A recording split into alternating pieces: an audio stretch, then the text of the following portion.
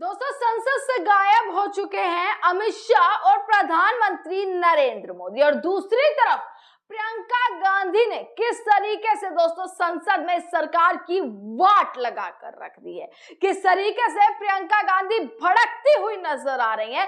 हर दिन दोस्तों यही चल रहा है कि संसद बार बार स्थगित कर दी जाती है। क्यों? क्योंकि संसद में सवाल पूछे जा रहे हैं। क्यों? क्योंकि संसद में सरकार से जवाबदेही मांगी जा रही है कि आखिरकार अमित शाह कहां है इस देश के प्रधानमंत्री नरेंद्र मोदी। क्या देश के प्रधानमंत्री नरेंद्र मोदी सिर्फ छात्रों के लिए फ्रेंड्स कर रील बनाने के लिए ही है? क्या अमित शाह की ड्यूटी कुछ भी नहीं है कि वो जवाबदेही दे कि आखिरकार छात्रों के साथ पुलिस ने बर्बरता की तो गलती किसकी है, किस तरफ से क्या कुछ मामला है? जो भी नैरेटिव चल रहे हैं, क्या उस पर सरकार को जवाब नहीं देना चाहिए? अब इसी चीज पर प्रियंका गांधी भड़कती हुई नजर आ रही हैं। एक तरफ संसद बार बार स्थगित हो रही है दोस्तों क्योंकि जवाबदेही नहीं है। दूसरी तरफ दोस्तों आपने देखा होगा कि धर्मेंद्र प्रधान के इस्तीफे के बाद कल पहली बार प्रधान जो है वो संसद पहुंचते हैं। अब सबको लग रहा था कि भाई आखिरकार धर्मेंद्र प्रधान ने इस्तीफा दे दिया तो उसके बाद संसद जो है वो चालू हो जाएगी, संसद में कैसा माहौल होगा। पर सोचिए धर्मेंद्र प्रधान के आते ही क्या हुआ। धर्मेंद्र प्रधान के आते ही कैसे उनका स्वागत कर रहे हैं बीजेपी वाले। उन्हें फूल माला क्या क्या पहनाते हुए नजर आ रहे हैं, उनका इस तरीके से स्वागत करते हुए नजर आ रहे हैं।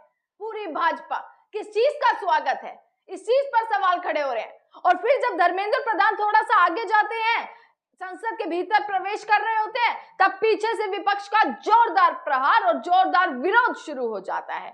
जमकर नारेबाजी लगती है धर्मेंद्र प्रधान के लिए जब प्रधान आते हैं। एक तरफ जहां बीजेपी कैसे उनका स्वागत कर रही है, वहीं दूसरी तरफ उनका जोरदार विरोध होता है। पहले मैं प्रियंका गांधी का ट्वीट आपको पढ़वाती हूँ दोस्तों कि क्या आखिरकार प्रियंका गांधी ने बोला है।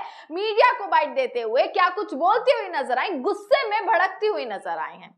और उन्होंने बोला, सबने देखा कि किन हालातों में धर्मेंद्र प्रधान ने इस्तीफा दिया, लेकिन कल संसद परिसर में उनका ऐसा स्वागत किया गया जैसे वो कोई सुपरस्टार है।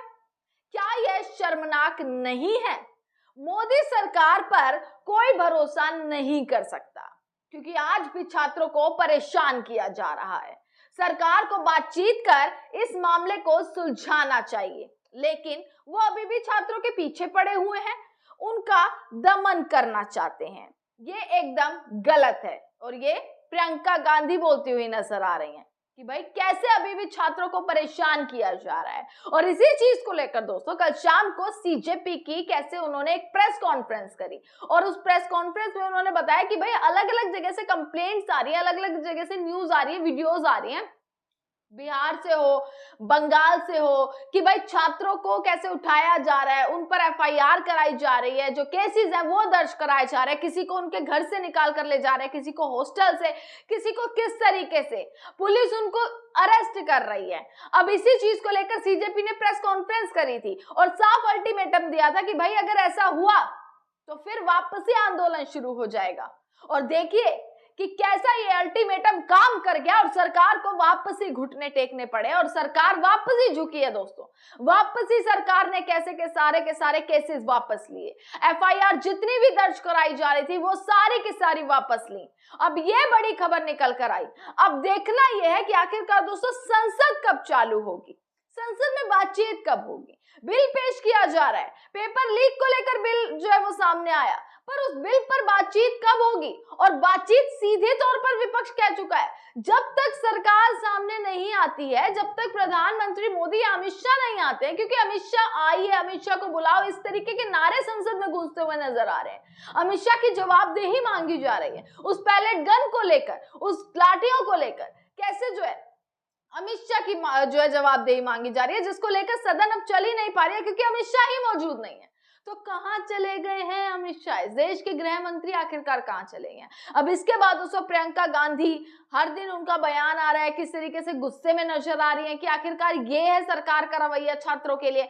इसी के साथ ये देखना होगा संसद में क्या कुछ खबरें रहेंगी, कब वापसी संसद में चर्चा शुरू होगी, ये सारी चीजें आप तक मैं पहुंचाती रहूंगी। देखते रहेगा सजग भारत। आपका बहुत बहुत शुक्रिया।